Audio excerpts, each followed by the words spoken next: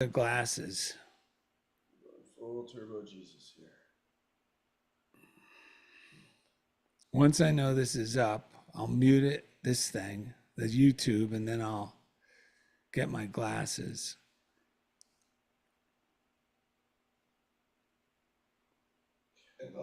Glasses. Glasses. All right, so that's working. Okay. Hide Just that. a moment. Let me do. Why don't you get your glasses while I do the others? Yeah. Welcome everybody on YouTube. By the way, we're just getting set up here. Happy you could join us. Janet Prince is in the house. Are you all the way from West Virginia today, Janet Prince? I am in Charleston, West Virginia today. Beautiful. We love it. And it is gorgeous, sunny, Aw. low 70s. The whole Love week it. has been perfect. Yeah. Beautiful. That's great to hear. All right. Save this. I'm gonna go here. I'm gonna share this. Put this here. Oh, it's hard to fit in our little setup. Okay, I gotta.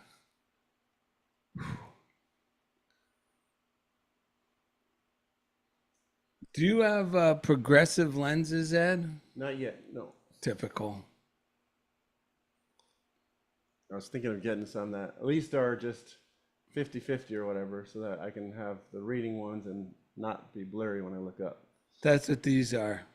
Oh, good. I didn't need those, or Yeah, I didn't benefit from them before, but now. Well, no, because they make you seasick. I can hardly do they? Yeah, well, some people wear them 24/7. I can't do that. All right. Like, because you know, I don't know. Sure. Because you really gotta, know how to maneuver your eyes, and Right. some spots in the lenses I don't can match. imagine, yeah. It could be tricky. Ben Franklin, blame him. Right. Another one of those things that he developed there. Yes, it is. All right. You want to Okay. say a prayer for us, Janet Prince, before we shove off? Wait, yeah. Sure. Just take a deep breath. And as you follow that breath into your body, allow your heart space to open. This is where we are connected to the divine and to one another. And in this divine presence, we see the light and love that connects us all, now energizing our faculty for enthusiasm and imagination and wisdom, so that this show is a beacon of light for everyone who needs to hear it. They either come upon it by design or by accident, but it benefits everyone. And we are so grateful to be a part of this, that we say thank you, thank you, thank you. And so it is. Amen. Amen. Amen. Ed, you can move over a little. Okay, You can see how it's got extra room there. And then you'll see your yellow yes. How's that? Is that better? Yeah. Okay. All I'm going to right. hit the record. Hello out there. Happy Saturday to you as well. All right. So, Janet, you can mute your audio and video, and we'll be calling you in soon.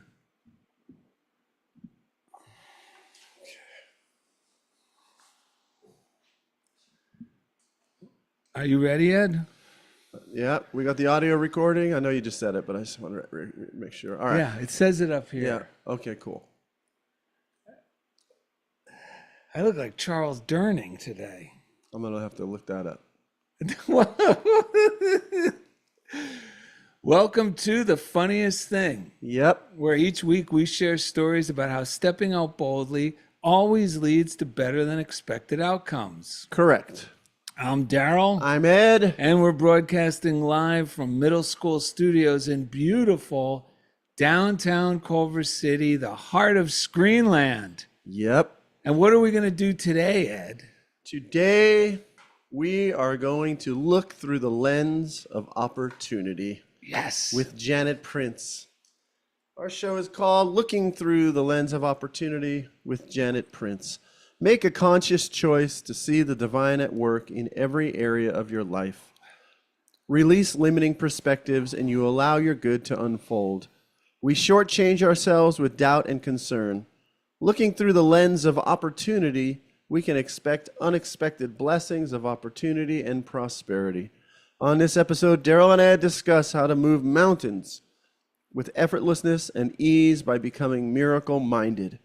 And during the second segment, the always insightful and inspiring Janet Prince gets us to stretch our belief with today's reading, Divine Partnership. Now, are you going to let us in on the Yes. etymology of the word opportunity? Because I think our listeners, just like we, are going to, or we have found, are going to find it fascinating. Yes, so, we practice this stuff. We always learn. I watched a few, I think it was a month ago, I saw Darrell, had been teaching his art class, or one of his classes, I think the journaling class, and he had his notes. The journaling class. And I was like, wow, he's bringing notes. That would make it so much easier because a lot of times I jump into the show. I trust the Spirit's going to bring the right stuff, but I wasn't making any notes. But ever since I saw you, all the reason I'm saying is because when we stay open to opportunities, I saw, hey, that's an opportunity to make my life easier. So I started doing it. So this morning, I had a half hour before time to shove off to come here to do the show. So I said, let me do a little, just reflect on it. And I got the idea, what is the etymology and origin of opportunity? And there's a Latin phrase, ob portum veniens, or something to that effect. And it means coming toward a port. And it means a favorable wind that brings ships toward a harbor. So I thought to myself, well, looking through the lens of there is a favorable wind that is blowing my good toward me and me toward my good, Yes. changes everything. And I also learned that the wind is a symbol of the Holy Spirit, the Spirit of God, the Creator. It also means change, movement, unseen spiritual forces. So This is great.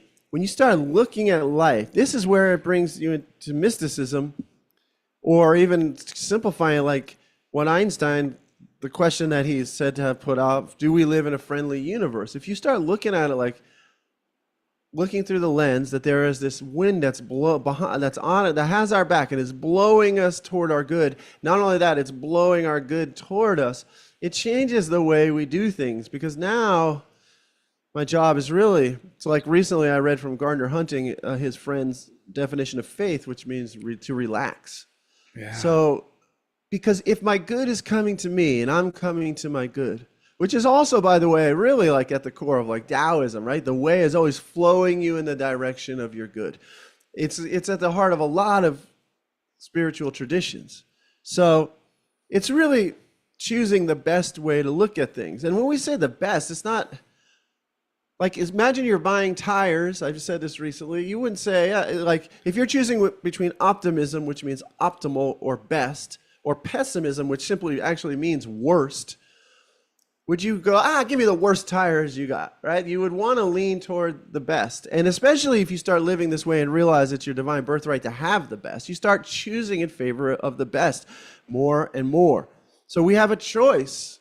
And that's what this whole show is all about, that we have a choice about how we look at things. And Darrell and I talk about this each week, how we keep finding new ways to look at things that are more in line with the principles that govern the universe, one of which is that there's a wind that is always blowing us toward our good, and that same wind is blowing our good toward us. Does that make sense? Yes. That's why there's a law called the law of least resistance, that power flows through the course of least resistance. Yes. All power, water, electricity, lightning, everything. Right. But we forget that, and we tend to make things seem harder than they need to be because we don't trust in the law of least resistance. And the laws that govern the physical realm are universal laws and can be applied the same to the mental realm. That's how William James concluded, just like we're saying, faith is synonymous with being relaxed, because the theory behind that is when you're trusting in good and you know you're safe, you're trusting in security, you're relaxed. Well, then that means if I'm stressing out, and this came through William James realizing that the same rules apply in physics as in the mind, in the physical realm as in the mind, and the spiritual realm, where he was realizing, wait a minute, if the law of reverse action works in mechanics, meaning heat can produce energy that produces motion, like a turbine or any sort of thing that is moving. Well, then he realized, wait a minute, movement can produce energy that produces heat. You can reverse it. And he said, wait, so if it's true that thought produces feeling, which produces action, if you're feeling good, when you're thinking good thoughts, you tend to feel good and you naturally smile. So he goes, well, wait a minute. What if I do the action of smiling? Or we've heard of, we had the laughing yogi on this show, or we take the physical activity. Well, then he concluded that, then it's going to affect the mood, which in turn will transform the thought. So these laws that apply everywhere, but we forget that when we're thinking. Isn't that fascinating? And we think, no, this is too good to be true. That seems too easy to be legitimate. And these are just false ideas that have accumulated in the race consciousness that just cause hurdles and cause mountains in our minds. I got this reading. This is an old, this pamphlet's from 68. It was originally written in 59, and this pamphlet's from 1968. And it's called Success Through Superconscious Power. Success Through Superconscious Power by Roy Eugene Davis. You can look him up. He's a fascinating guy. He's the guy that was the student of Yogananda, right? Yeah. And he found him. He was in the military, Roy Eugene Davis, and he read the book. Autobiography of a Yogi. Yeah. And he goes, and he wanted to learn yoga. He just got inspired. Right. And he ended up going and learning from that teacher. Mm-hmm. And then, like a lot of these people that learn this stuff, he saw where some of that was starting to get confining. So he branched off and just started sharing it, sort of like Emma Curtis Hopkins did when she broke away from Mary Eddy Baker. Right. And just started going, wait a minute, anyone can do this. Yes. You don't need to be licensed in it. This shouldn't be a secret indoctrination. Mm-hmm. So I'm going to just share this stuff. This is amazing stuff. So this is what we're talking about, and this is how we could see opportunity everywhere when we realize this truth. Every man, I'm reading from the pamphlet now, every man and woman in this world is demonstrating perfectly right this moment. They are demonstrating to themselves and the world what they believe to be true. Do you see this? As long as we live, we must demonstrate. Man is continuously seeing on the screen of time and space that which he believes to be true for him in the recesses of his being. So regardless of our present situation, we are able to alter it by a simple shift of attitude. An attitude means, what's attitude? It means our mental approach to life, either pessimistic or optimistic, hopeful or doubtful. This makes us the master of every situation of life. It makes us cause instead of effect. Many persons are still under the law and are living by reaction. That is, they react to their environment as though it had power over them. They walk by sight, and we are told that we should walk by faith. Faith means to gaze with open eyes as though you saw something remarkable. That's looking through the lens of opportunity. Doesn't mean specifically something remarkable, but having that belief that anything good is possible in my situation, whatever that situation is. It's shifting from, oh no, how am I going to get through this, to, wait a minute, like money can literally fall into my lap out of thin air. A new opportunity can come to me from the most unexpected channel. If this is so, then why do we see anything but our dream fulfilled? It is not our concern how our dream is materialized. Our concern is to see the fulfilled dream, to move into it in our feeling, and have it mold itself about us. When you pray, believe that it is so. If you believed, you would act accordingly. If you believed that you were well off, you would walk as though you were, talk as though you were, and move in the circles that you would move in were it true. This is not idle thinking or living in falsehood. This is a practical application of faith. It is behaving as though it were so. And this is the secret. The signs follow believing, meaning our outer circumstances always follow that. So like true. it's you know, a lot of times people like act as if, and they kind of dismiss that.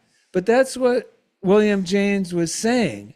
Act as if you believe you already have confidence, not false bravado in a bullying, trying to overcompensate for your lack, but really digest that belief that there's a God in me that's going to guide me through the situation, and I'm going to know exactly what to do at exactly the right moment. I'll know exactly what to say at the right moment. And now I'm going to joyfully throw all my faith on those ideas. And what happens every time? Every time, I know this for myself, when I approach like that, remarkable things happen. I'm able to do things that seem so far beyond my ability. I'm able to say things that I go, where the hell did that come from? Yep. You know, and do things that, this is the thing. The whole time I'm doing these remarkable things, and they're really just mainly remarkable to me. It's not like an ego, I'm impressing people. I am being thrilled by my new ability to now move into a bigger realm of life, a new dimension of life, a new level of life that prior to this moment, I would have said there's no way I could pull that off. But just by going into it with this believing attitude, and then getting the joy of, I want to see how I'm going to be able to say the right thing at the right time, it happens. And it's so much fun. I'm experiencing this now with something I'm doing. It's incredible. Yep. And when you were talking about that, you were mentioning different ways of looking at things before. And another, I think, down at the list is are we approaching it creatively or competitively? Yes, that's it, Ed. Because when we approach our day, if I say competitively, can take a lot of different forms. Like, say I have a meeting with someone. If I look at it competitively, it's like I'm thinking about how am I going to react to what comes to me. It's more adversarial. I have something to lose. But if I think of myself creatively, my day, that I am creating what I want. So then I go out and I create a loving space. I give love to people. I'm giving energy, and I'm collaborating with the universe and with other people. But I know that what I'm doing is really vitally important to me experiencing what I want. When you're reading that, there's a few lines from, what's his name here? Gardner Hunting from the book Prove Me Now. Because when we realize that Darrell's been emphasizing this phrase, it is done unto us as we believe. It's done unto me as I believe. Right. It doesn't matter what other people are saying or doing around me. That's right. My life, and I could go through my entire life experience, it always has been and it always will be done unto me as I believe. Whatever I'm thinking about that situation, that person, or the news. So this is what we're talking about. It takes a little bit of effort, but the effort, it's pleasant work, as one of our fans said. It takes some work, but it's pleasant work because then we get to revel in the results. That's right. So we have to, our conscious mind, with our conscious mind, which is the part of you that turned on this show, the part of me that's speaking right now, we need to remember that we make decisions and choices, and that those choices are creative in nature. So, and part of that is choosing our attitude or which way we're going to look at things. And so Gardner Hunting says all we have to do to have good in our life is to put it there, morning, noon, and night, awake, asleep, continually, persistently, patiently, unfailingly, unconquerable, undismayed, unafraid, and undefeated. Plant faith and reap good. Plant good and reap faith. It works both ways. And the reason this is important is not because if the good is always there and available in my experience, but I have to mentally assent that it is there so that I can see it, so that I become receptive to it, so that, I become aware of it. So I have to put it back in because most of us have been taught with our subconscious mind to take the good out of it, take these pessimistic approaches. So when we consciously put the good back into our life, we're really just awakening to the truth that sets us free. It's already there. All these teachers say, that which you desire, the good you desire is already present, but it's this crazy, like almost paradoxical thing. We got to put it there. We got to know it's there. And even if we don't know exactly what it is, we can certainly start to see the good is there. We can start to awaken to the love that's around us, start to see the good that's in the people because if we're not doing that, our subconscious mind is intentionally looking away from the good. It's looking toward the bad. It's magnifying. It's either one or the other. So that's why it's a creative act. When we start putting the good back into our life, our vibration raises. I'm just so much more friendly and kind, and the interactions I have are so much more creative and they're based on increase for me and the person that I am interacting with. Now, there's this old phrase. This came to me yesterday in my morning routine. There's an old phrase. You probably heard it. Love God and help others. Have you ever heard that one? I have. Love God and help others. And for some reason, it just never had any oomph for me. Love God, help others. I mean, it almost feels like some obligatory thing I should do. Right. Love God and help others. I hear you. Well, somehow I changed it. And I put, wait a minute, why not love others and help God? Meaning, this is the same William James theory. If I make my intention, because now it gives me an intention, I'm going to be generous and with spirit towards my fellows, whoever they are. And as a result, I'm helping God. Mm-hmm. But I'm also loving God. Right. But it gives me something to do because I can only see God really here in other people. Whether I choose to love them or not is really my relationship with God. So it's amazing how this is how I just like connecting the dots. So I had that thought in the morning, and then I walk Gidget after my, doing my readings, and I'm taking for a walk. And I walk all the way a block and a half away from our house. And I'm getting ready to take her across the street to the other side of the street. And I notice in the street is someone's picture ID card attached to a key ring and like that zip thing you wear at school, Ed. Yeah. Oh, the lanyard? Yeah, no. Some sort of lanyard thing with doohickeys. So I go, wait a minute, this is... The theoretical Ed wears one at school, but yeah, it's like what, a keychain with like a... Yeah, and they like to dangle it. Okay. So, like dog tags. Well, anyway, I immediately knew this is important to somebody. Because it's got their picture ID and it's got keys. Oh, okay. And then there's this other big plastic thing next to it. like a big bright orange. And I go, wait a minute. I get up close and it's a parking pass. And I realized for Culver City employees and then Culver City employee badge. And I look at it and I go, wait a minute. This is a neighbor of mine that I don't particularly like. But here's the amazing part. In spite of myself, because in spite of myself, the higher self, and because of this silly love others, help God, I just picked it up and I said, I'm going to continue my walk, and because they're going to be freaked out. How did this get, because they live even further away from where I found it. So part of my head scratching was, how did this get all the way over here in the middle of the street? And I thought, maybe they set it on top of their car and forgot they put it up there. You know how you do that with cups of coffee? Yeah. So I get to their house and they have, one of those super steel security doors. I mean, we live in a nice, simple neighborhood, but you know how they have the metal? Oh, yeah. So I'm like, and they had no doorbell. So I'm like, oh boy. So I just blessed it, turn the dial, and the security guard opens. So I knock on the wooden door, and now I'm thinking, they're going to see what a good boy I am. But of course, no one answered. So I go, you know what? I'm going to have to do this anonymously. And I noticed their mailbox is a security mailbox that no one could get in. Right. But it had a slit on top that all these items fit in, folks. So I dropped those in there. And I was like, wow, how is this happening? This is what we mean. When you do these morning routines, you don't will yourself into a better person.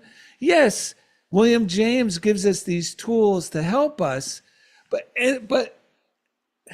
these are the type of things that make me thrilled because I'm becoming the person I want to be in the movie. Yes. In spite of how my initial knee-jerk reaction is. I'm crossing the street because now I'm further from my house, and there's a landscaper, not my landscaper, but one of the landscapers. And this is another guy. I don't particularly like him because he doesn't sweep up the leaves. He just blows them out in front of my house, and then they just blow onto my yard. But I just let it go. And I see him struggling. He took the neighbor's he's working for his garbage can, and he's balancing on top of the garbage can to reach the high hedges. And my higher self said, let him know he could use your ladder, Darrell. And then that little part goes, first, I didn't like him. Now I'm thinking, yeah, but what if he falls off the ladder? And I said, Darrell, stop it. And I said, you could use my ladder. And I knew he knew where it was because once I caught him sneaking it before. So I said, you could use my ladder and I'm going to be pulling out so you could use my whole driveway, whatever you need to do. And I put Gidget away and I go, this is amazing.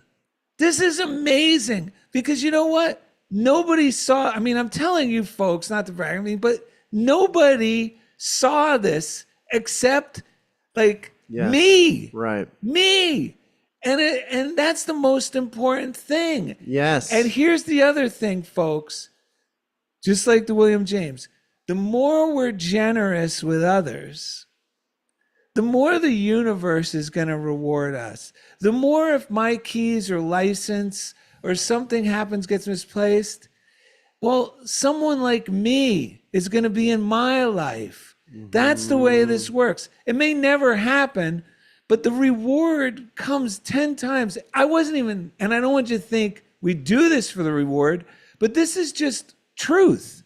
This is just how it works. These are ancient truths, and this is the choice we have. Am I going to be in alignment with believing, with an opportunity, with the outlook of opportunity?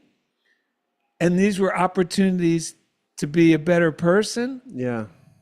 Or am I going to have my head buried in my phone? Because if I was looking at my phone, I would have never saw that stuff on the street. And this is another thing. Every time I walk Gidget in my neighborhood, I leave my phone at home because I don't want to miss out on meeting my neighbors. Great. Yeah, Whereas I love it.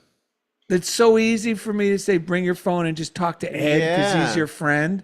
But I could always talk to Ed when I'm driving. Right. So anyway, that was that story. Yeah, you never know how this stuff is going to work. And that's really important because this is not just like turning myself into a smart guy who has a solution for everything. No. It's really like Dugan said, I wonder what good is going to come from this type of an approach to life. Yes. Like the other night, my wife was having a moment of self-doubt and despair kind of about her business because she's going through a transition. Everyone can relate to this. Your mind starts telling you, like, doubting what's going to come next.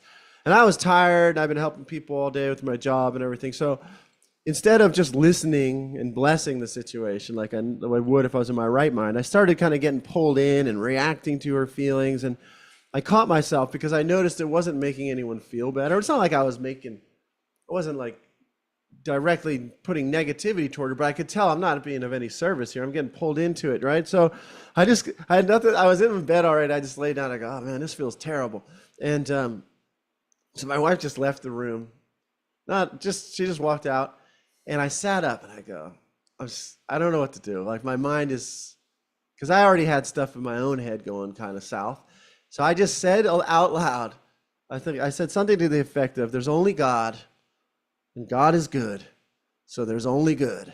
And I didn't even fully in any way believe. I mean, I had a mustard seed of faith to do this. Right. So I laid back down. Part of my brain still doesn't know how am I going to like help this or what, like this just feels. It was bringing up old nightmares and all this, but I said that out loud. Yes. And then I had to use the restroom. I walk in the restroom, I look in the mirror, and my hair is in this like mid-length area. And I look in there, and it looks so funny the way it was doing whatever it was doing that I just started laughing out loud. And then my wife said, what are you laughing about? She came in, I go, look at my hair. And then she started laughing. And then I noticed there was this summer soda that I hadn't finished, so I took a sip off of that, and I thought that was funny that I was drinking this soda, and the whole thing, we both started laughing more and more, and it cleared all of that energy out. It was amazing how, like, I didn't make the shift happen. Right. I did choose to say something with my voice. This is why we're creative beings. I said an affirmation with a grain of faith, the mustard seed of faith I had. And then, like we said in the beginning, this unseen spiritual force came through and shifted everything in ways I could have never calculated. That. Like I have a knack for psychology. None of that could have done what happened. Or we tried. Both felt it like cleared so much energy. It cleared me thinking I gotta fix anyone. It cleared, helped her recognize, oh, I can let this stuff go. No, it's the weirdest ways this stuff works. And it works if we just go with it. Yeah. Wait, we got to do our breaths. Let's do a few things. Thank you to the Patreon people. If you're not on there already and you want to support the show, patreon.com/funniest thing. If you're watching on YouTube and don't know, we have a podcast with the same name, Any Funniest Thing with Darrell and Ed, anywhere you listen to podcasts. If you're listening on a podcast app and you don't know, you can find us on YouTube. You can actually join us live Saturdays, 1 p.m. Pacific time, 4 p.m. Eastern on YouTube, Funniest Thing with Darrell and Ed, where you can make comments in real time. Like we have our friends Barbara Weatherman, Lois Conklin out there. And then Denave. I'm not sure exactly who that is, but thank you for joining us. I know Jillian often joins us. Wait, is that Deborah? Oh, maybe it's Deborah. Yeah, I thought it rang a bell. If you want to send us anything, by the way, Funniest Thing, P.O. Box 1312, Culver City, California, 90232. We got a beautiful postcard from Lois Conklin. This one's amazing. If you're on YouTube, you can see it. Can they see it? Because I have these glasses on. Yeah, they can see. She says, be present. Let the day flow with grace. Expect joy.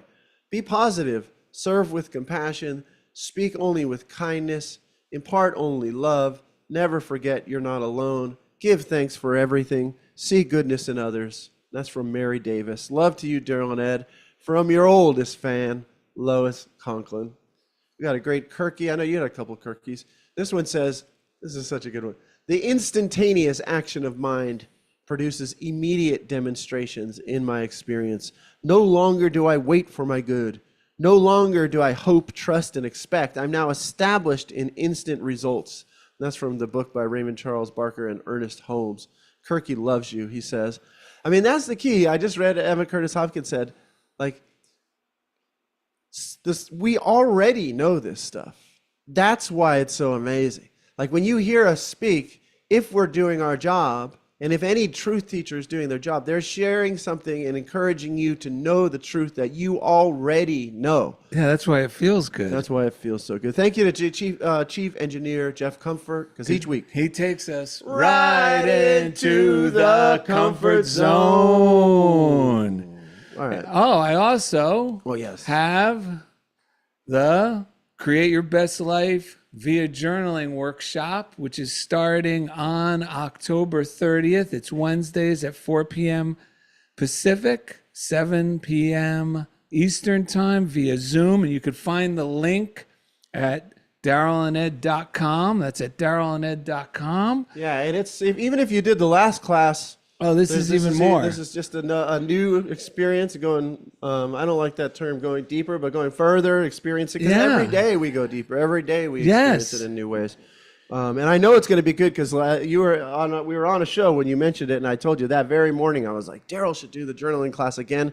And I didn't, lo and behold, he was thinking the same thing. So should we do our 3 breaths? We got 3 breaths. These come from Kirky out in Poland.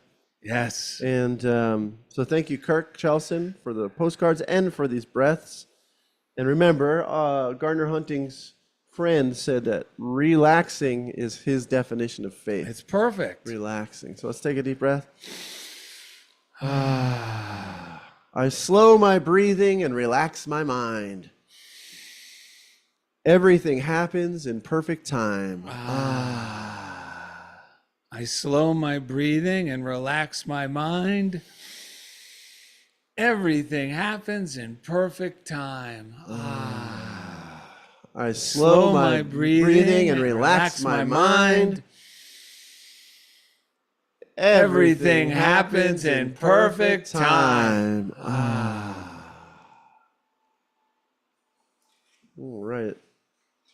Anything else before we take it to the break? Let's take it to the break. Coming up next, the always insightful and inspiring Janet Prince from the Unity of Kanawah Valley in West Virginia gets us to stretch our belief with today's reading, Divine Partnership. So thank you for listening to Funniest Thing with Darrell and Ed, live from middle school studios in beautiful downtown Culver City, the heart of Screenland.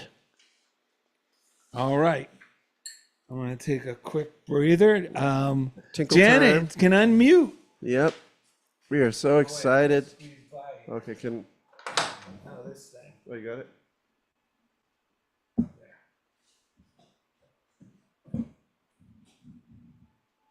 There's Janet Prince. We're still on YouTube, but the people on the audio won't hear this portion of the show. Okay. But out there in YouTube land, I'm glad you guys are enjoying the signs. Darrell had these made a while ago, and yeah, they're perfect for the set. And Deborah, I see you out there. We see it is Deborah. I thought that might be the case, but there was one other option. But I'm glad you're all joining us today. Well, I'm not going to say too much until we get on the air here for the second half, but I will say we're so excited that Janet was able to join us today. I am excited to be here.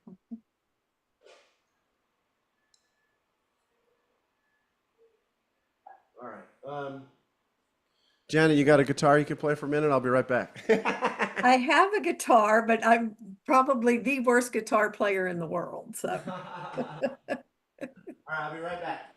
let's see. What could I sing for you? Da, da, da, da, da, da, da, da. Dee, dee, dee, dee, dee, dee, dee, dee, dee, dee, dee, dee. Bum, bum, bum, bum, bum, ba-dum, ba-dum, ba-dee, ba-dee. Bum, ba-dum, ba-dee, ba-dee, ba-dum, ba-dee, ba-dee. Go, ba-da, ba-ga, go, si, ba-do, ba-kai. Ba-do, ba-da, si, ba-do, ba-da.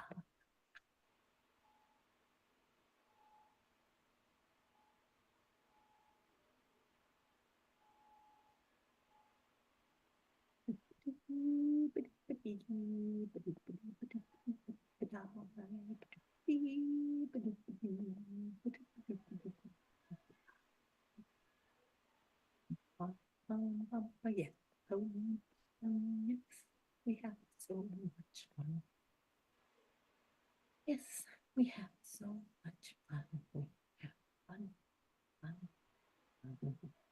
We're having fun today. Yes, we are. Today, yes, we are. Fun, fun, fun. Today. Yes, so much fun. Oh, okay. Yes. We'll get everyone praying right now. Okay. Apologize for the wait, everyone. Yeah, please send a loving, healing prayer to Darrell's cat, Eleanor. Lori has to take her in for see the vet right now. So Darrell was just addressing that. But you know, animals are very susceptible to prayer, receptive to prayer. So send love to Eleanor. Oh wow. Yes, Cecilia's out there, former guest, prayer minister from Unity of Ventura, signed up for the Create Your Best Life via Journaling workshop. Looking forward to it. Deborah says it's a great show today. Super show. Right on. We feel the same way. We knew it was going to be. Once we dialed in Janet Prince, who we'll hear from in a moment. Appreciate everyone's patience while we have a slightly longer than usual intermission. Again, send love to Eleanor. Eleanor's an amazing cat that has no eyes, but is still able to chase toys around the room and jump up on furniture. And yeah, an amazing creature.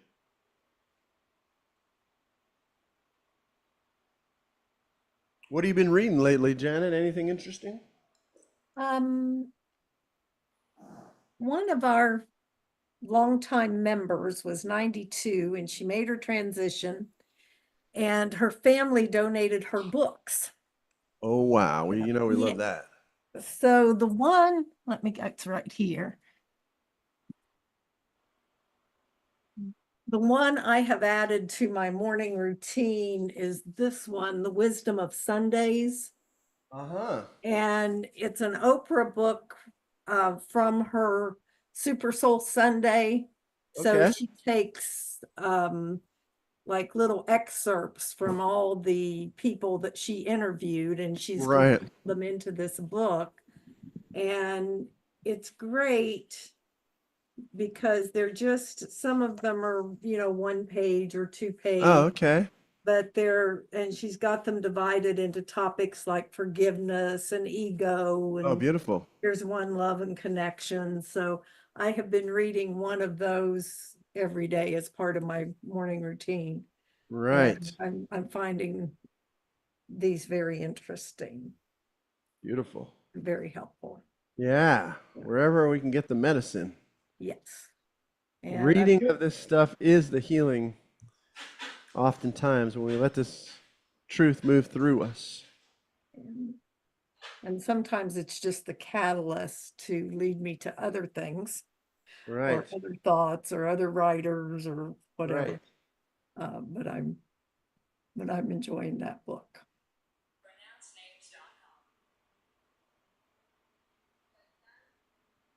Okay.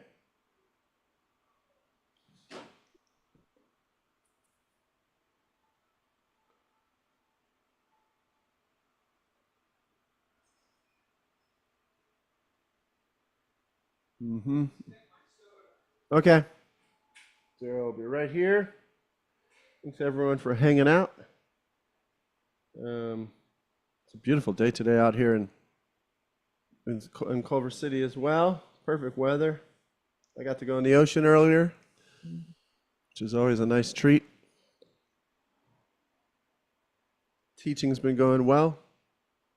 This stuff has been really transforming that experience for me. I feel like last year, I really put it out there. I was ready to make changes, and it has started with my experience in the place where I have been. So it's awesome. Just know animals respond easy to prayer. I just said the same thing, and so everyone's sending love To Eleanor. the amazing cat. All right, should we bring it back? You ready? Yep. Oh, highlighter for joke. There you go. All right, everyone. Welcome back to Funniest Thing with Darrell and Ed. Today's show is called Looking Through the Lens of Opportunity with Janet Prince. Janet, how you doing today?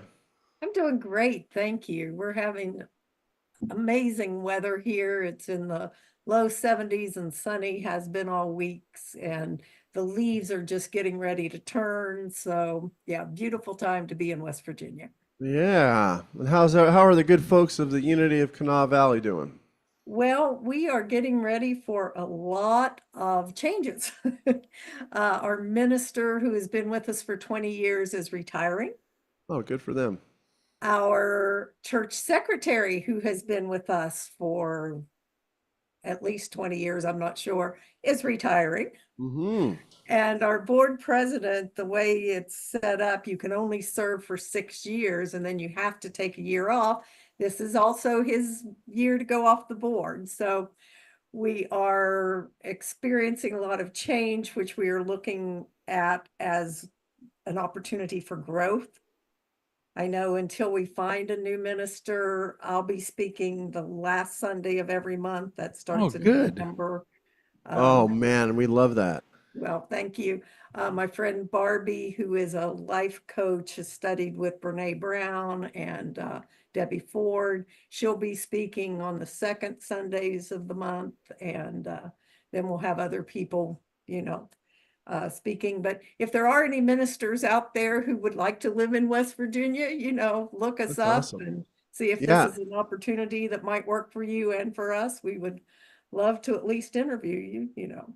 Yeah, and the link to Unity of Kanawha Valley is in the description, both on YouTube and on the podcast link. So you can, whether you're a minister looking for a gig or if you just want to get a great truth talk, anytime Janet speaks, we always listen, which is Yeah. why we brought you today, because there's this is a very practical approach. It was originally called Practical Christianity, Unity. I mean, that is, but it's practical. It's something to be practiced. It's something that everyone has equal access to this power. Everyone has, regardless of what your place in life is. And so when we were thinking about who we wanted to have on the show, you came up because we just enjoy spending time with people who practically apply this stuff and share from that place, and you do that. And so thank you for joining us, by the way. My pleasure. Thank you for having me.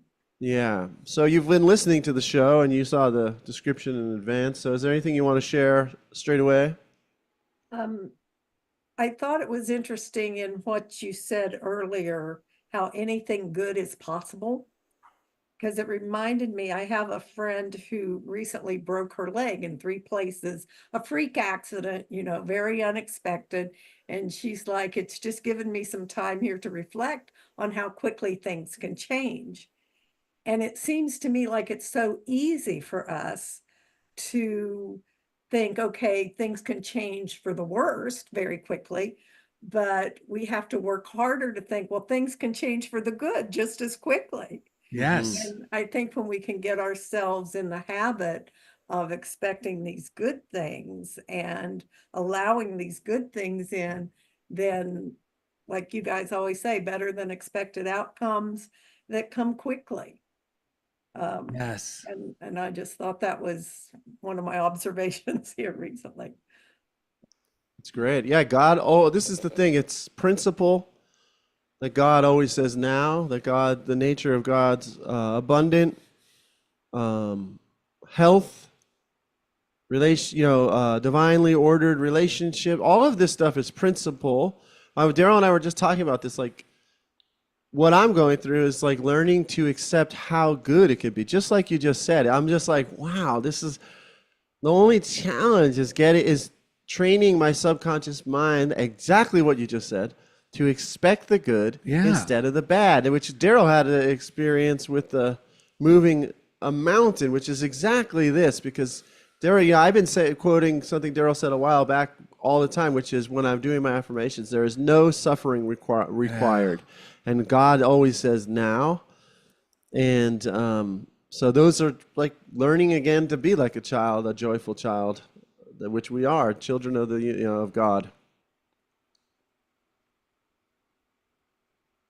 And I'm also, because of all the changes that are coming about at Unity of Kanawah Valley, when you gave me this reading, it's like, oh boy, because we've been having like brainstorming sessions of, okay, how do we want our church to look, and what do we want to hear on Sundays, and what kind of minister do we want, and so forth and so on. And I was just thinking the other day, everybody's been more than happy to share their ideas. Now, I am so hoping that they are willing to put feet on their prayers and do the work that's required to make this all happen. I have a good feeling. I know they will step up to the plate, but the thinking process and the praying process and the meditating process is just part of it. If you don't take the action then afterwards, then you've kind of missed the whole point.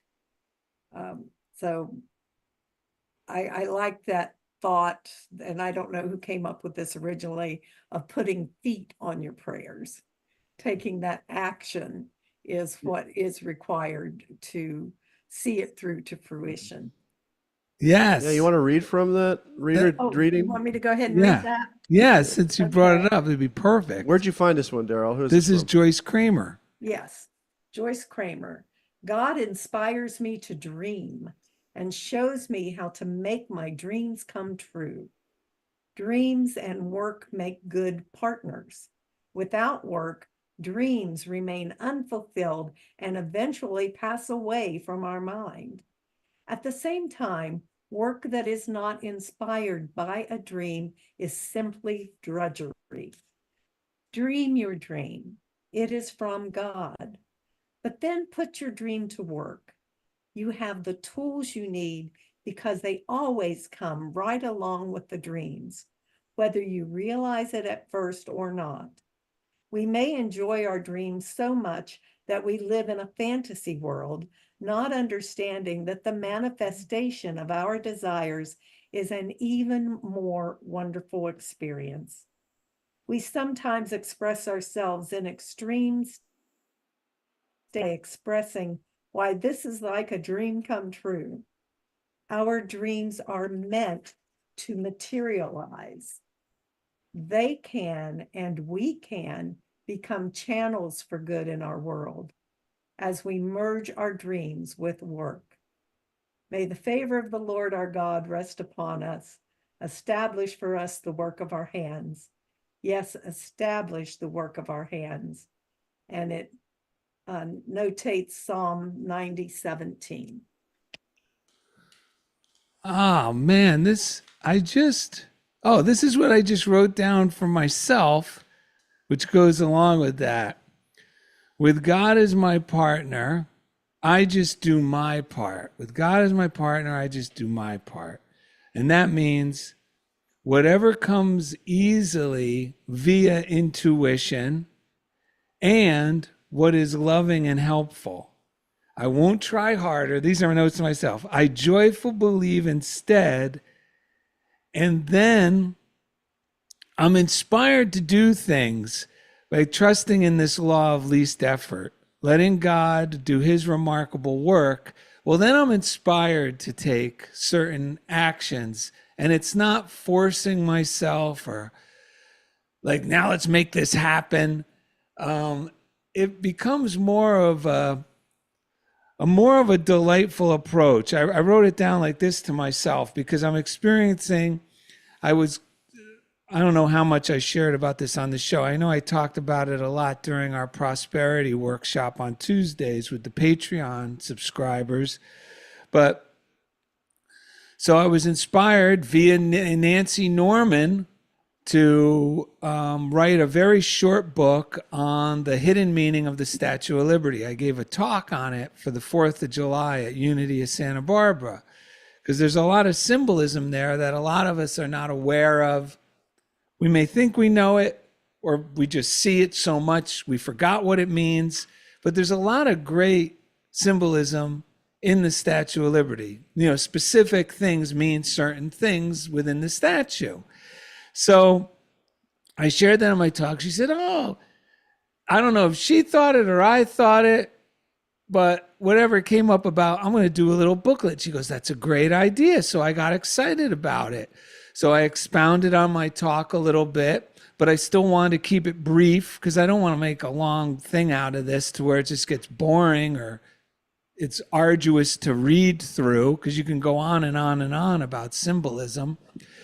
So I made it short, to the point, kick you upstairs type itemize, feelings and ideas, itemizing the different symbols in the Statue of Liberty.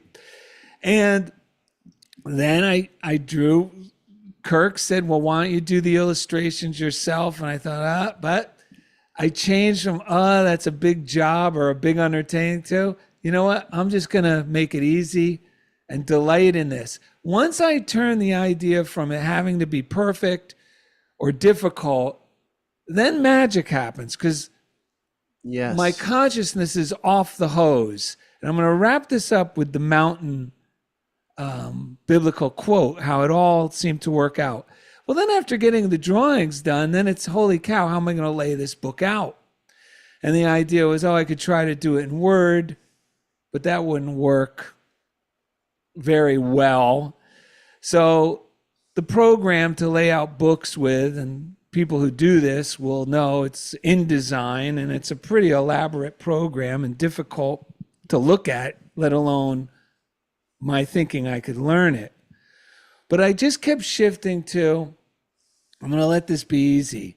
And I delighted in the idea of looking up how to lay out a book in InDesign. And I found a simple video on YouTube. I don't recommend browsing YouTube like I do sometimes, because you'll just find negative stuff that'll make you feel bad. But if you look for specific learning opportunities, it is the best thing we have at our disposal at this time in the existence of humanity. There's so many generous people sharing how to do everything simply, from fixing your washing machine to learning InDesign. Or in my student's case, learning how to make sound effects for movies. Yeah. It's so much, it's a wonderful tool. So I stumbled upon this young lady, probably in her 20s, who does children's books. I watched the video. Long story short, I started enjoying learning InDesign. And during the course of the past few days, because I've just been delighting in it instead of believing it's going to be this mountain, can't I just get someone else to do this for me? All those other thoughts. It took what was a mountain and it cast it into the sea. It changed the whole way I looked at it and made it easy to do. So what happened was, within just a few days, I'm already more than 2/3 of the way through laying out this book within 2 days, and I'm having fun. I also stop myself because it starts to get really fun and I start to want to keep going. But I know now I got to stop myself at this point, take a breather, and that keeps me enthusiastic to go back. Because many times in the past, when I've done something with enthusiasm, I tend to take it past the point of no return, and then it becomes something I don't want to get back to, if you could relate. So you got to, when you're hungry, stop. When you feel you've done enough, you could stop. So what I started realizing was that biblical quote, say to this mountain, be cast into the sea, and it'll go if you believe. Well, I started realizing, well, with this faithful attitude, the mountain vanishes, and I joyfully do remarkable things. And I started thinking that by trusting in God, and I wrote to myself, thank you, God. I trust in you, the God within, and it has eliminated the mountain by transforming my consciousness about it even being a mountain. So there was no climbing required, like in the old days, where when we keep the mountain of this has to be hard in my mind, in my consciousness, well, then the old method, you got to push through. Well, I'm only pushing through a mountain I've created. Yes. So there's no climbing required. Delight took over. I'm looking forward to getting back to it. And it's just really helped me realize, because in the beginning of learning this stuff, I grabbed a hold of the belief that as within, so without, that this changes my outer circumstances for the better. Sort like almost magically, you know what I mean? We're situations. But this was where this incident made me very conscious of how I can eliminate these existing mountains to where the work becomes a delight instead of I gotta push through it. Yep. Beautiful. And I like what Joyce Kramer said there. If it's uninspired action, it will be drudgery. Yes. So you have turned that away from the drudgery and followed your inspired action to where it's actually, you're living the dream. Yeah. Yeah. And I'm only thrilled about this. Like I was talking about those other two incidences with my neighbors and the gardener, is because I'm enjoying how I'm transforming in this experience, how I'm going through it. Like that's now the whole, like it's not just I got to get this book done. Now it's like this whole experience and how I'm going through it is wonderful for me. It's incredible. Earlier today, I picked up The Science of Getting Rich by Wallace Wattles, and I didn't even think about how perfect for the show this is. And it goes, and here's the reason, because I didn't hear you say what you said. I didn't hear Janet share her part, because I remember we were saying like accepting how good it can be, accepting that it can be easy, accepting that God by principle is good, and that any suffering and any struggle is being generated by my own subconscious mind. Yes. So let go of that first. Let go of the concern, right? So Wallace Wattles says, as you go in the certain way, remember, you don't just keep doing things. As you go in the certain way, opportunities will come to you in increasing numbers. You will need to be very steady in your faith and purpose to keep in close touch with the supreme power through reverent gratitude. So keep giving faith. Yes. And here it comes to what you just said. Do all that you can do in a perfect manner every day, but do it without haste, worry, or fear. Yeah. Go as fast as you can, but never hurry. Remember that in the moment you begin to hurry, you cease to be a creator and become a competitor. Yes. You drop back into that old plane again where the mountain seems to exist. Whenever you find yourself hurrying, stop. Fix your attention on the mental image of the thing you want and begin to give thanks that you are getting it.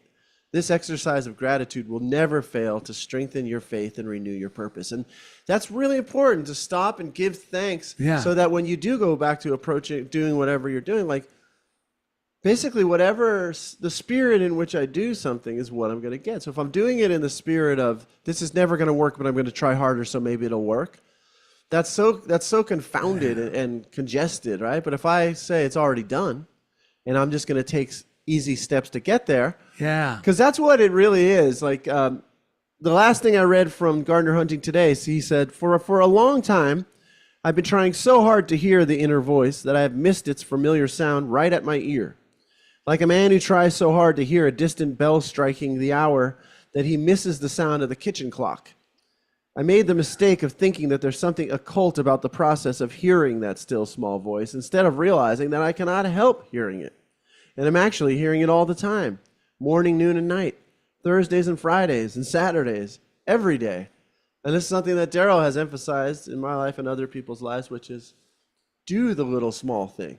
It's not that you have to become some kind of like type A, push through things. No. It's just, for me, what I've started doing is if I'm in the teaching thing and I have 5-10 minutes where I'm just sitting there, I'm going to relax, but I'm also thinking, well, what if I do that other thing that I kind of been avoiding and it's easy? And I do that one little thing, and now I've used my time effectively. Yeah. I show this to my kids who have like challenged, they're diagnosed with learning challenges or whatever. But a lot of times what I've been working with them lately is I say, hey, look around.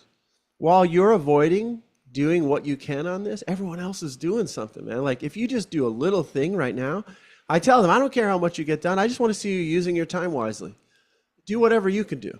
And then you can take a break. But just do the little you can do. And it's like, that is transforming everything, because it's Yes. taking all that avoidance out of things, and it's also taking out push hard, like avoid Yes. and then push harder. Avoid, Yes. it's like making everything into a more easygoing process. And if they're like the tortoise and the hare, they're turning into the tortoise. Like if they just keep going about their tortoise ways, but keep using their time wisely, they're going to win the race. In the end, they're going to catch up and maybe pass other people, because they're, not avoiding and not trying too hard and trying to overcompensate.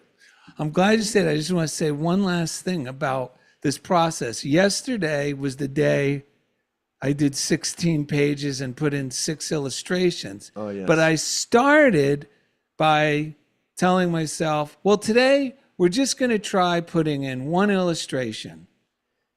That was my goal, just 1.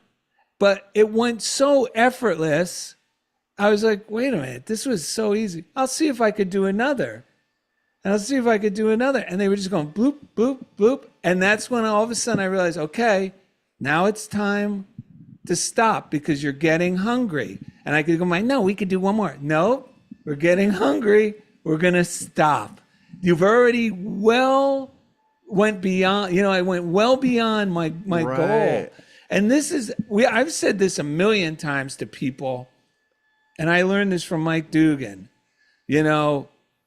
We succeed best. The secret to success is setting the bar low. And some people who live on that other plane of, you got to set it high. Yeah, but what I'm talking about is on a daily basis, just inch by inch, set the bar low, and you set yourself up for success, because you'll do the little thing instead of avoiding because it seems so monumental.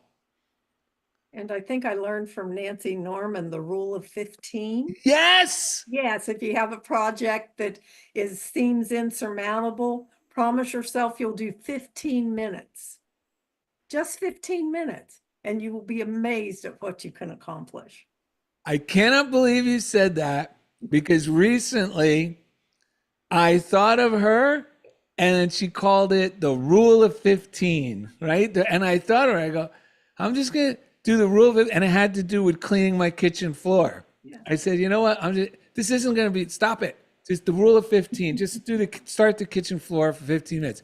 I was done in like 15 minutes. The whole kitchen floor was done. And I was like, whoa. A lot of these teachers that I've been reading, it's so funny. I never really paid much attention to anyone saying subconscious mind until like 3 months ago. And suddenly that was like the word I needed to learn for some reason. And the reason, like, after reading these books and seeing it through that lens, when I hear you guys talk about that, and I use this with kids, I use it with myself, it's once the subconscious mind decides this is something I do, instead of this is something I avoid. So even if it's just a little bit of time, once the subconscious, this is something I do, this is something I enjoy.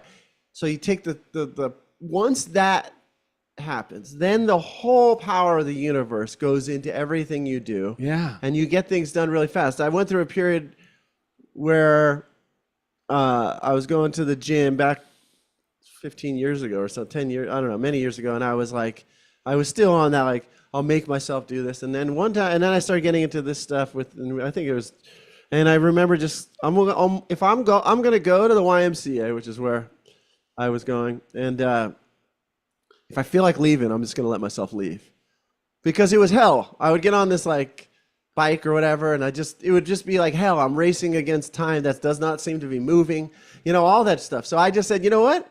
I'm going to go in there. If I want to leave, I'm leaving. And I think it only took like once or twice where I just left pretty quickly for my subconscious mind to stop feeling like it was in a prison. Yeah. And then all of a sudden, if I did go, it was like, I just want to be here. And then I started creating like really light workouts for myself. Because look, I'm not trying to be Arnold. I'm not going on a battlefield. I'm not trying to be like a professional athlete. All I'm trying to do is feel good through my day. That's very different than a lot of these programs that people are pushing. Just like spirituality. I always say this, we're not trying to learn. I don't need to be in a cave for 10 years being silent. I need to have a joyful day. I need practices that allow me to go through my day joyfully. That's it. So like, because there can be bodybuilding in the spiritual world too, where it's like, that's not for me. I just want to this is why I love the early unity teachers, the early teachers of this stuff. It's just like, it's simple, it's practical, once our subconscious mind accepts, oh, God's good with me. I'm good with God again. Oh, I'm divinely created. Oh, life is meant to be easy. Oh, there's no suffering required. Once our subconscious mind just accepts these things, everything changes. It's like when with my wife that night. In the past, I would have racked my brain. How do I fix this?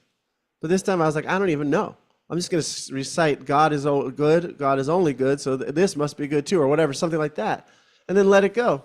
Next thing I know, my wife and I were laughing together, and it wasn't like, oh, I saved her, or it's just like life is good again. Which was life like, is good again. that's what we all want. It's just that life is, to know that life is good, because it is. And then see the glory of the Lord, relax and remember that I am God. Remember that God is captain's on the bridge. Because it is. We're not making this stuff up. I earlier today, and lately when people come on the show, once in a while, I get what my wife calls like the spicy part of me. I don't care who they like, especially if there's someone who's teaching this stuff and is in this position. It's like this part of me comes out, which is,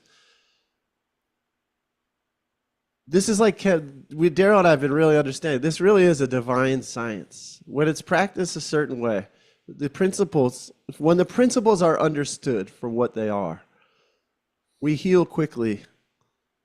Our life transforms for the better. This is a divine science. So it's important to learn it in a way that works. If you watch this show and you apply it and it works, then we've done our job. If you watch this show and you just get high off two guys laughing and saying stuff, and you think like certain people have taught, like, oh, you guys are so funny. The show is not even called Funniest Thing because we're funny. The show is called, Darrell used the word remarkable. What does that mean? It's something worthy of remarking about, right? Funniest thing. I can't believe this happened. Yeah. It's an exclamation of enthusiasm that life is good, and we can't believe how, how amazingly loved we are and supported we are. So that's why it's like, we just want to share the truth in a way that is applicable. And accessible. And easy to apply for anyone. Yeah. Because I learned today the term charlatan came from this name of the city in Italy, which was known for being filled with quacks or like doctors. That weren't really doctors. Right. And so even in our world of spirituality now, a lot of people are using the term doctor.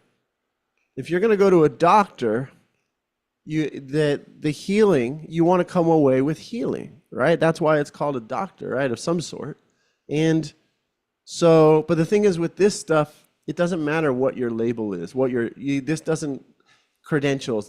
It just matters like, how much have I applied it to my own life? That seems to be the main thing that dictates how effective I am in sharing with someone else or what, So, yeah, so that's it. I found that interesting that the word charlatan came from that, and how if you're studying this stuff, it works. And if it's not working the way we're sharing it, find someone who works for you, because it's meant to work. It is meant to work profoundly because it is working. It's always working.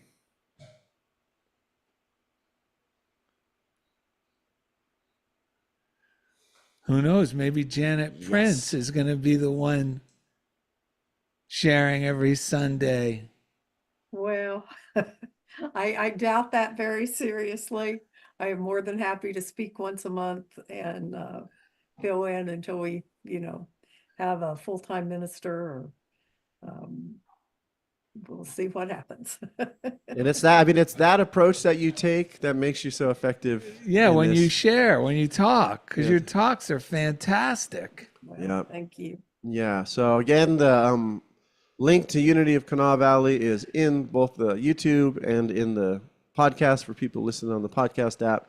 Check it out. We always do whenever you send us your talks. So we're so happy to hear that you're going to be up there. By the way, Darrell, while you were gone, we found out that Cecilia Gaitan, from Unity of Ventura, the prayer chaplain who was on our show, has signed up for your joining class. Oh, you mean Cece? Cece, yes. Oh, wow.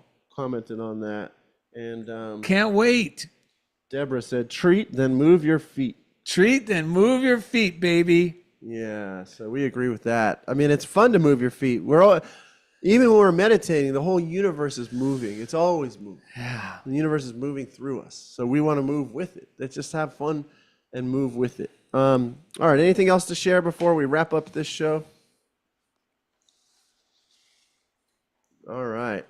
For those of you at home, there's just a wise nod of the, who aren't watching on YouTube, a wise nod of the head from Janet Prince, denoting that we are ready to wrap up the show.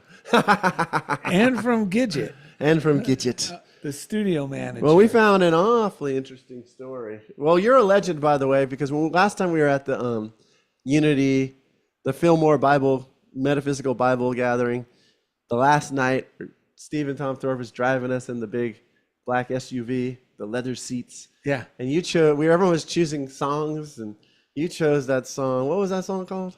It's Bang by AJR.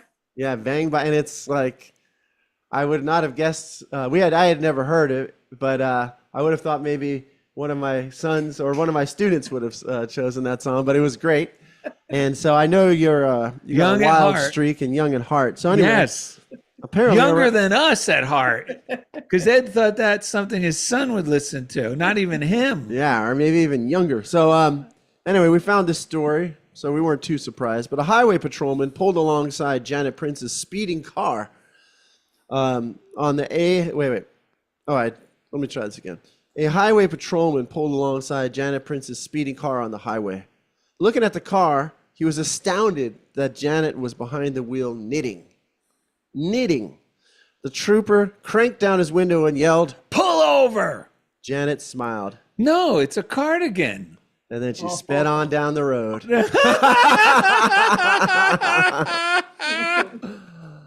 And with that, we have a great song. Keep it simple, will you? And this is a real having joy and keeping it simple. Look for the Bare necessities, the simple bare necessities. Forget about your worries and your strife. I mean the bare necessity, oh Mother Nature's recipes that bring the bare necessities to life. Visit DarrellandEd.com to find easy links to everything we do. Janet Prince, we love you. And thanks for being a part Love of you. Funky Thing with Darrell and Look Ed. for the bare necessities, the simple bare necessities. Forget about your worries and your strife. I mean the bare necessities. That's why a bear can rest at ease with just the bare necessities of life. Yeah. We did Thank it. you, Janet. Thank you, Janet. Bye, guys. Thank you, everyone out there in YouTube land. We love you. Have a great week.